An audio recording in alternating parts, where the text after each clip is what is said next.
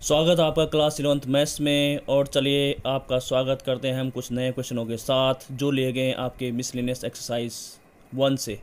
Miscellaneous मतलब बच्चों विविध प्रश्नावली, मिसलेनियस एक्सरसाइज 1।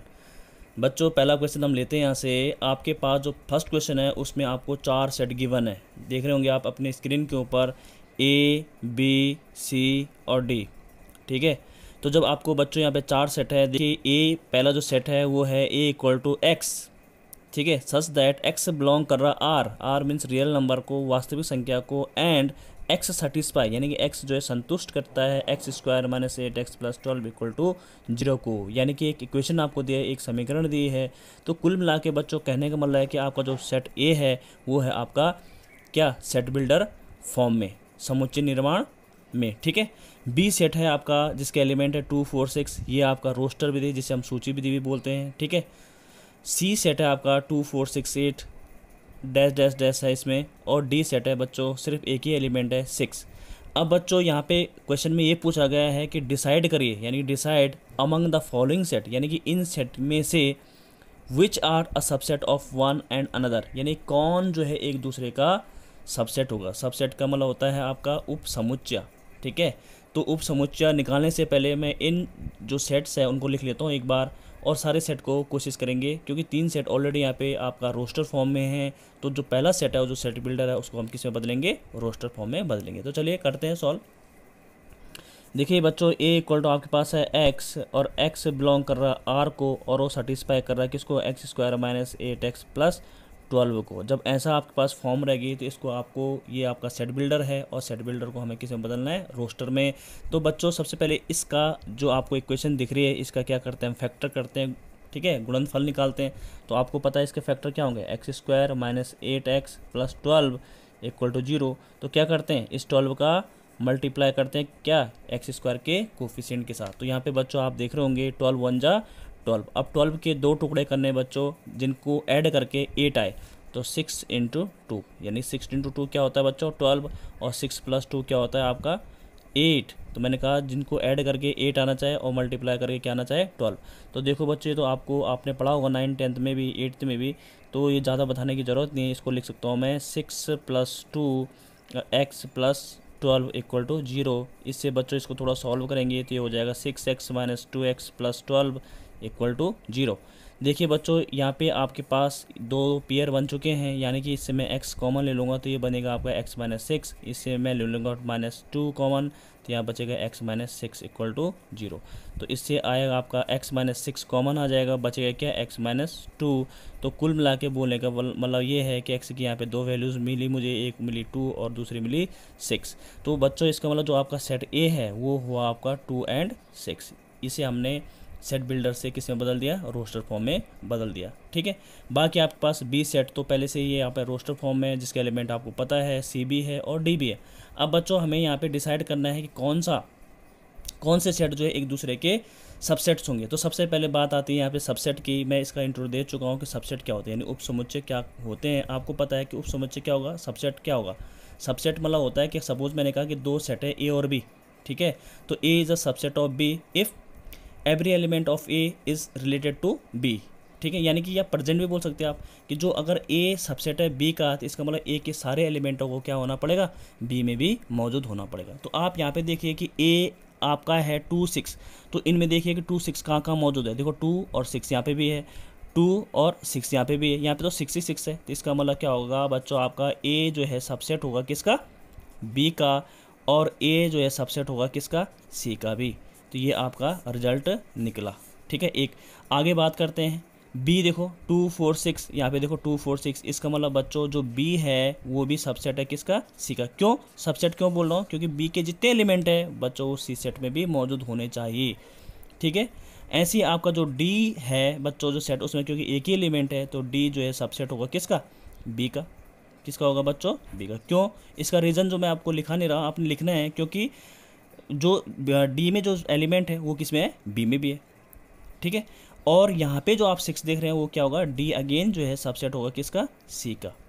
ठीक है, तो ये आपको रीज़न आपको मैंने बताया कि क्यों है, क्योंकि सबसेट के अकॉर्डिंग क्या होता है कि जो आपका जो फर्स्ट सेट है उसके सारे एलिमेंट किस में होने चाहिए, सेकंड सेट में भी अवेलेबल होने चाहिए। तो होप को आपको ये क्लियर हुआ होगा बच्चों।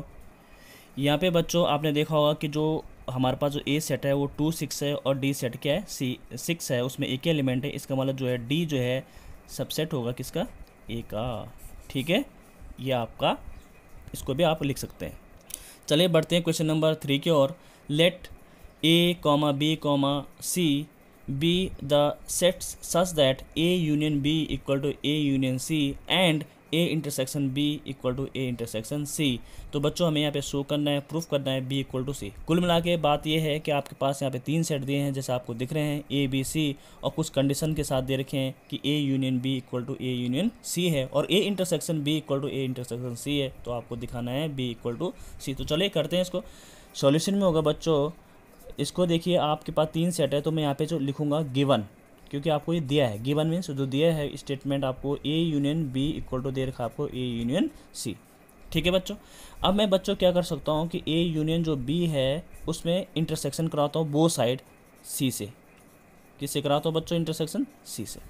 ठीक है, दोनों साइड से कर सकते हैं ना। जैसे हम कहते हैं नॉर्मली कि जैसे 2 अगर मुझे ऐड करना हो तो मैं दोनों तरफ ऐड करूँगा, मल्टीप्लाई करना है या डिवाइड करना है, तो ऐसे मैं यहाँ पे इंटरसेक्शन कर रहा हूँ तो दोनों तरफ करूँगा इंटरसेक्शन से इंटरसेक्शन, कोई दिक्कत नहीं होनी चाहिए। यहाँ पे बच्चों अब लगेगा आपका कौन सा लॉ, डिस्ट्रीब्यूटिव लॉ। डिस्ट्रीब्यूटिव मतलब होता है बच्चों डिस्ट्रीब्यूट करना यानी बांटना यानी वितरण करना, और इसका हिंदी अर्थ होता है वितरण का नियम यानी कि वितरण लॉ, जिसे हम बोल सकते हैं डिस्ट्रीब्यूटिव लॉ या डिस्ट्रीब्यूटिव रूल, जो भी बोल सकते हैं आप, वो आप कह लीजिए। तो डिस्ट्रीब्यूट मतलब इसका बांटना। इंटरसेक्शन सी जब अंदर जाएगा इसमें बटेगा तो क्या होगा, डिस्ट्रीब्यूट होगा। तो A intersection C union centre में रहेगा और बी इंटरसेक्शन सी होगा।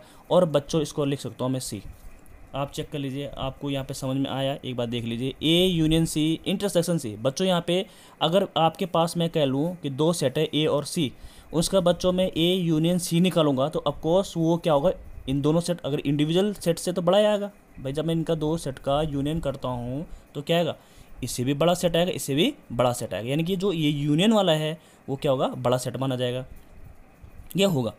अब मैं इसका इंटरसेक्शन करा लेता हूँ बच्चों इनमें से किसी के साथ में, तो इसका मतलब इंटरसेक्शन मतलब कॉमन, इंटरसेक्शन मतलब जो इस सेट में भी और इस सेट में भी जो कॉमन होंगे, तो ऑफकोर्स क्या होगा, आंसर क्या आएगा, सी। चलिए इसको एक एग्जांपल के थ्रू जैसे मैं कहूँगा आपसे कि ए इक्वल टू आपका 1 2 3 है और सी इक्वल टू आपके पास क्या है बच्चों, सी इक्वल टू आपके पास क्या है 1 2 है। ठीक है, तो ए यूनियन आपका सी क्या निकलेगा, ए यूनियन सी निकलेगा आपका 1 2 3। ठीक है, और जब मैं इसका इंटरसेक्शन करूँगा इस सेट का क्योंकि सी के साथ, तो आपके पास फाइनली क्या आएगा, 1 2 तो आएंगे, जो कॉमन एलिमेंट है वही निकलेंगे। तो इसका मतलब इसमें जो कॉमन होगा क्या होगा, सी होगा। क्लियर होगा आपको। अब यहाँ पे बच्चों देखिए कि ए इंटरसेक्शन